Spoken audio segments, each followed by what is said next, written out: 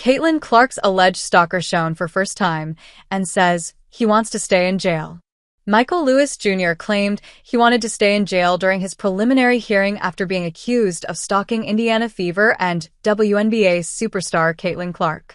The man accused of stalking Indiana Fever star Caitlin Clark, Michael Lewis Jr., appeared in court Tuesday for a preliminary hearing and claimed he wanted to stay in jail.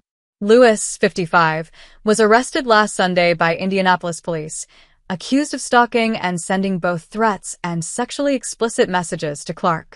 Marion County prosecutors charged Lewis of Denton, Texas, with felony stalking, and he was held on $50,000 bond following a disruptive first court appearance. During the hearing, Lewis shouted, "Guilty as charged, I'm free, and I guess you got the wrong guy," before being asked by the court if he had a mental illness. "I need my medicines," he reportedly replied. "Throw me the bookie," Lewis also said. Lewis did not hire an attorney for the hearing, but he had a public defender assigned to him, who later entered a plea of not guilty on his behalf. "I don't want bond, bail, whatever," he said. "I'm here. I'm staying."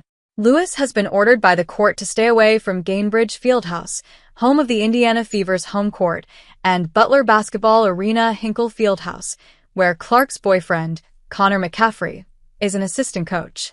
The social media activity of Lewis allegedly left WNBA star Clark, 22, fearing for her safety, and she was forced to make changes to her public appearances. "Soon we'll be married and raise a family. Oh yeah. Have a cozy little crib in the country. With 2 children, maybe 3.